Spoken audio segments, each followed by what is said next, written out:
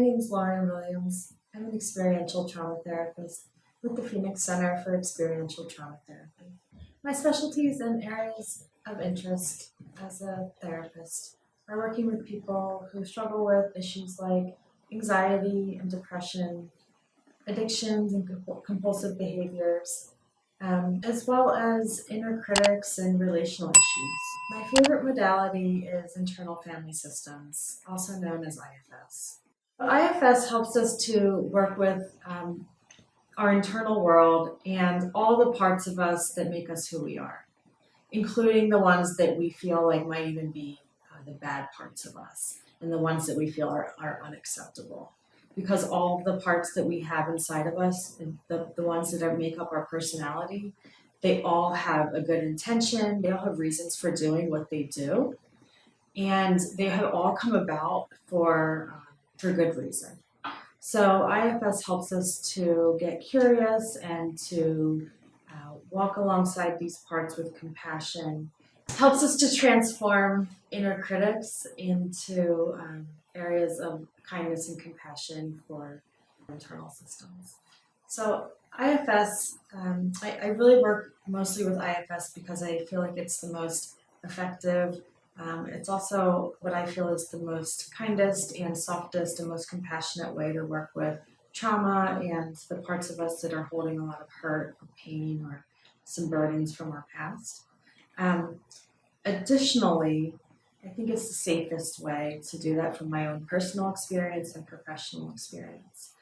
And it's a great way to work with all of the parts of us, parts of our personalities that are maybe unwelcomed or traditionally unacceptable, or maybe the parts of us that we have not liked in the past. And it helps us to work with all of our personality in a way that we can get curious about and work with these parts in a compassionate way, transforming those criticizing the words and dialogue inside of us into a kinder and softer way. So when we are able to get into a new relationship with our insides, we're able to get into different relationships in our outside world. Effectively, like learning how to navigate our world and life in a brand new way. So someone might come in to a session and they might say, I am anxious, I'm depressed, I have ADHD, I'm addicted, I'm trauma, I'm this, I'm that. And what we're seeing there is, I'm anxious. And what we would say from an IFS standpoint is like, you're not anxious, a part of you is anxious. We get into this relationship where we know that you're there and a part of you is holding anxiety or is anxious. And so we get into this relationship where this anxiety is actually a separate part of you, because you're you. And you're holding a lot of these capacities and qualities that are able to help the anxiety. And so it's a process of getting into a relationship.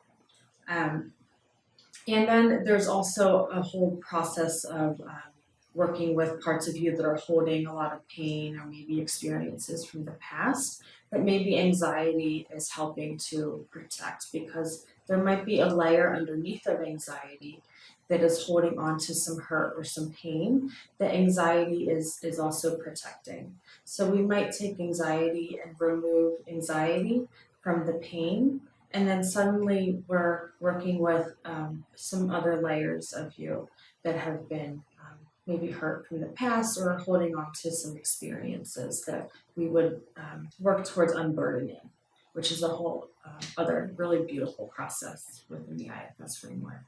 Essentially, we're helping to access what's always there and always available, but just may not be accessible because there are kind of parts that are blocking or covering up. So we're getting to access some of those core healing capacities and inner resources that are within you, within all of us. They're just always there, but we don't always have access to them because we have parts that are parts of our personalities that are kind of enrolled or formed due to our life experiences, and they come to get into roles like protection and some other things that we can talk about during session.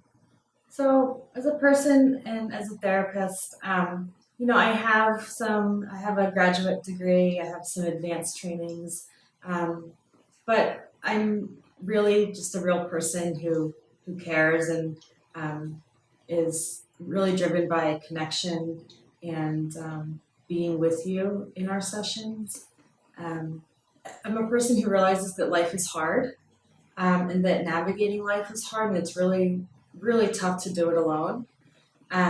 So I know the value of having a balanced life and seeking support when I need to. Outside of work, I love to be outside. I'm an avid walker. I'm also a runner. I like to hike. If I am able to, I'll go down to the beach, and I will probably just be outside. I also love to read in my free time. I am a learner, I'm a lifelong learner, so anything where I can kind of explore and seek. And so if you are, if conditions are right and we can meet geographically, and it makes sense to, we can explore walk and talk. So walk and talk is a really great way to kind of get out of the office, get out of our sitting spaces and get into our bodies. And we would be walking and having our session in movement, in motion. So my favorite things about being a therapist, I just feel the most gratitude and so honored and privileged to be able to be a part of experiences, having meaningful shifts in their lives, being part of personal growth work, being kind of a trusted partner in people's journeys as they're kind of making these profound changes in their lives and having major transformations as they embark on these really meaningful journeys. I chose to become a therapist mostly due to my own life experiences. I'm a seeker of personal growth experiences, which I hope never ends. And one of my main drivers in my life is for connection, both internal connection and external. And one of my deepest beliefs is that connection is like a catalyst for healing. And so I believe that for my own personal life, and I bring that into the therapy space. So it's something I really value.